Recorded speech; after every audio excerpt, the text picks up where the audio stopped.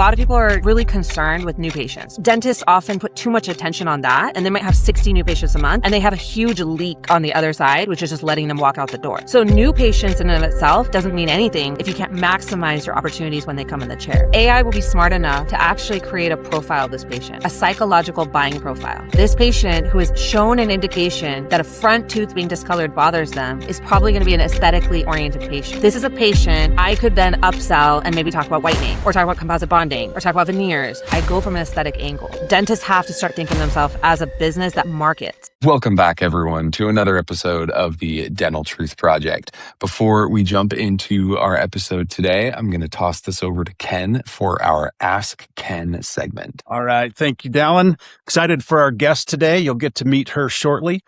The question that came in from one of our listeners was this: what's the one number I should look at every week if I want to stay out of financial trouble? I like this question. It's got a couple of angles to it, but here's the key thing. Running out of cash is the biggest potential problem that you have. And so to the degree you can monitor your cash, and to the degree you can actually do a little bit of cash forecasting. When we do cash forecasting, we like to call it the sleep at night report, because now it means that you can go to bed at night and not be afraid that you don't have enough money in the bank account to make payroll the next day or to make some other financial obligation. And so the key thing here that you really want to focus on is not running out of cash and putting a forecast together that will always help you understand if you're burning through cash inside the business or if you're actually generating excess cash. So then you'll know if you're going to trip, so to speak, over not having enough cash to handle whatever the immediate needs are inside the business. All right, Dallin, I'll pass it back over to you. That's it. Number one metric, cash flow. Every week, at least. Thank you, Ken. All right.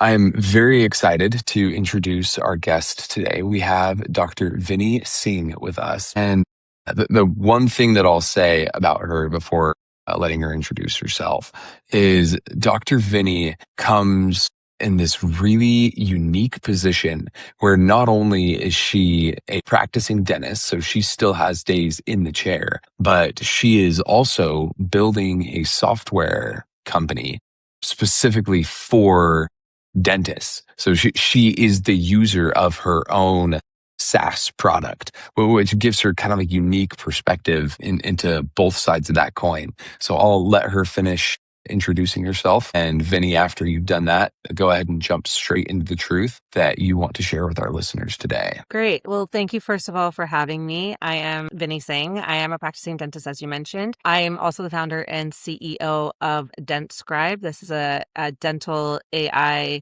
software company that's designed to increase practice revenue and decrease practice overhead by automating many redundant tasks through documentation related to documentation in the dental practice. And my dental truth is that instead of focusing so much on new patients, doctors need to maximize every patient they currently have that's in their chair.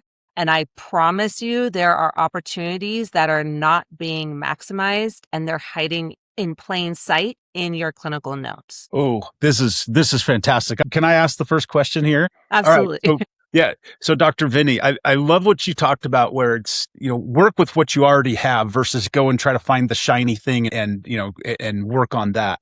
And so I'm really interested in the way that you just framed that. What's happening right now in dentistry that makes you say what you say about where they should be focusing their time? So a lot of things. I think that a lot of people are sort of really concerned with new patients, right? Which I get it. I get that, new patients are the lifeline and often, the blood flow of the practice.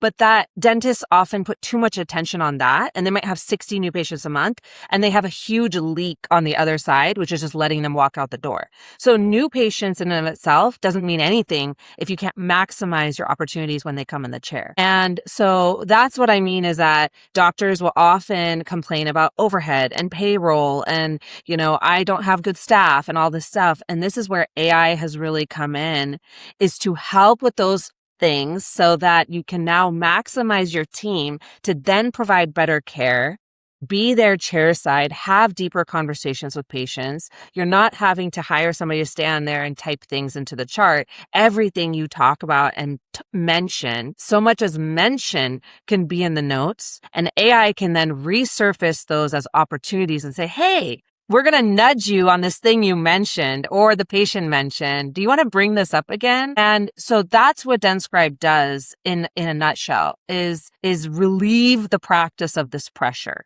And so that when the patient comes in and they're in the chair, those opportunities can be maximized. Man, I love this. I'm thinking about a conversation that Ken and I had with one of our clients one time when we were kind of going through his P&L with him and trying to identify areas where he could help grow his business. And we noticed that his marketing spend was really high. And so we asked him about it. And he's like, yeah, I kind of know this is a problem and I've needed to fix it for a while. But we have awful recare. Like we have a bad recare process.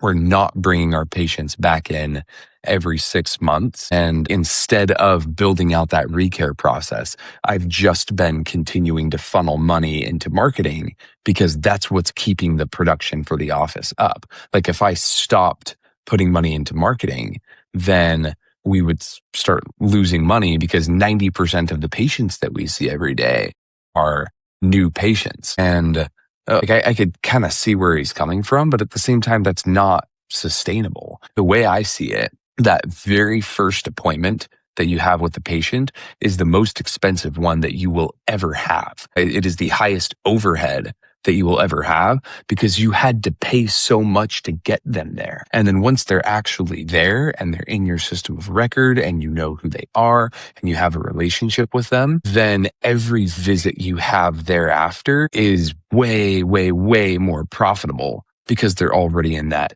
door after you've gotten over the hump of that first one. I don't know. Does that track with what you're saying, Totally. Dr. Vinny? I mean, actually, I did a team training in my office. This was years ago. And I was saying, guys, the patient just to come to our door went through about 15 hurdles just to come here. They had to arrange for childcare. They had to get time off work. They had to get a car. They had to make sure they had gas in their car. They had to schedule an appointment. They had to talk to somebody at the front desk or go online. They had to block their calendar. They, had to make arrangements. They had to find out where the office is. I mean, think of all those hurdles and they haven't even stepped foot in the office yet. And then if you're not on top of your game and you're fumbling around and you don't know how to present a case and you don't have eye contact and build rapport with the patient, you're not going to get that patient back because they're going to feel like, well, I made so many steps and took so many steps here and it was not even reciprocated, right?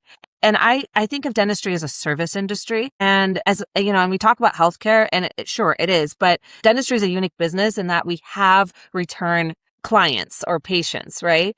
We're not an emergency room, right? Where it doesn't really care what your rapport is with the patient because you're hopefully never going to see them again. We are a service industry, a relationship-based industry.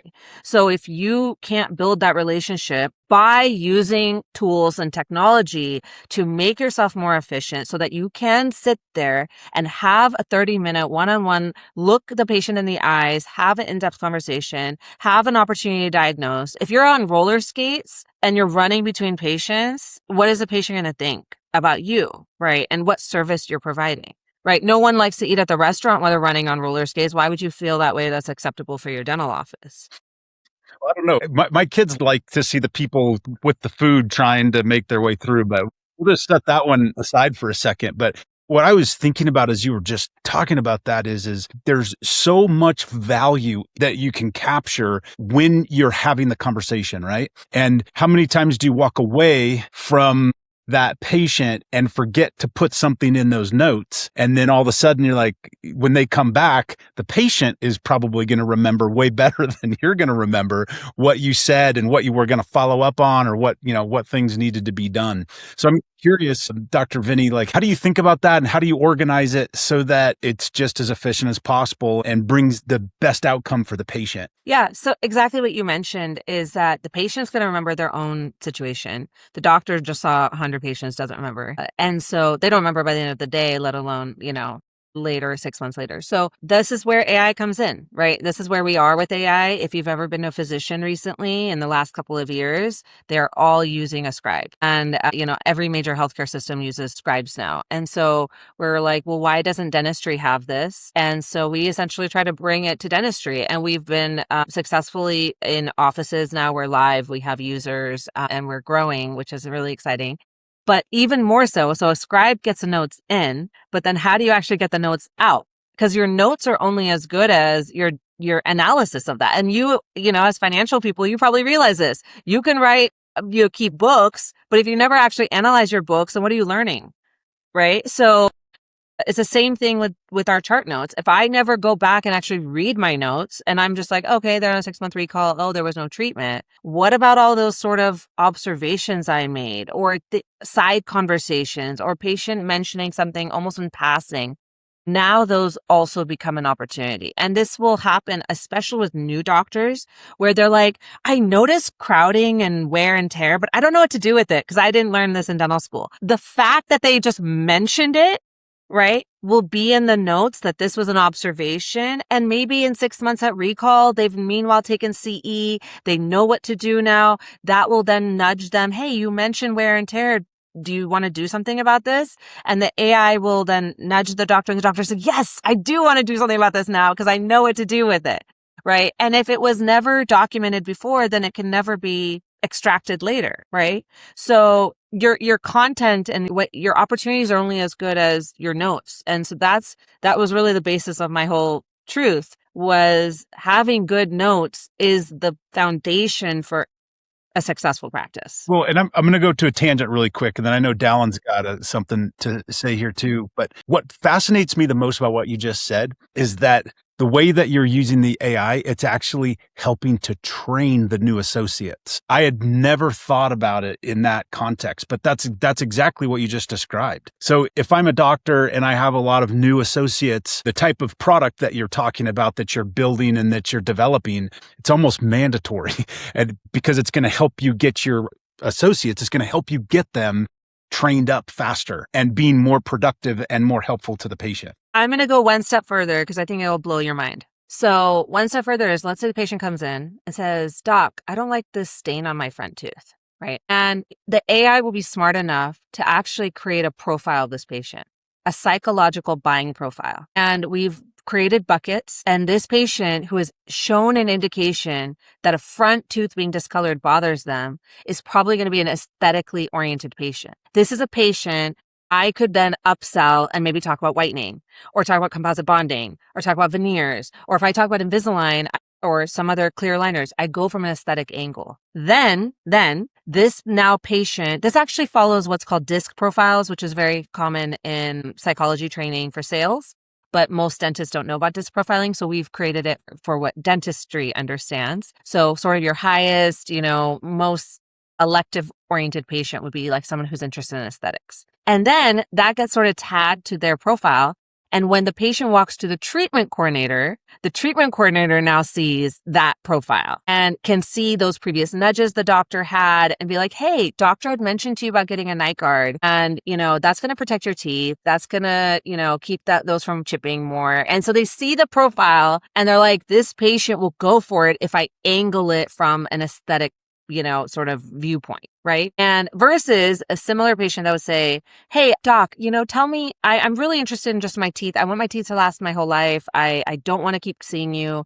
These types of conversations happen and they're not well documented, but the AI will document it and will pick up on it and say, this patient's a prevention-oriented patient. So talk to them about preventative treatments, night guards, and maybe retainers and, prophylactically filling teeth that, maybe would crack otherwise, things like that. And so now the treatment coordinator has that information and can take better notes. We also have a treatment coordinator note taker, which is all for financials. And then we have a coaching module for the treatment coordinator.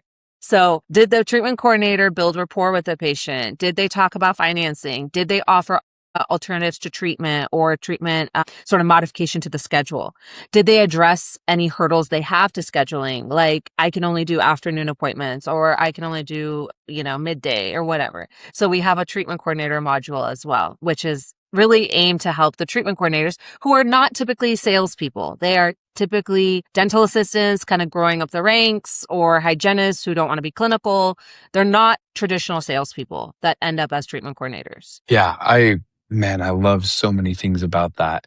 Yeah. The coolest thing to me is it feels like an augmentation of the way people in the practice can form a relationship with the patient. And here's what I mean by that. One of the biggest pushbacks that I hear about rolling out AI products inside of a dental office is that it's going to weaken the relationship that patients have with staff or that patients have with the doctor.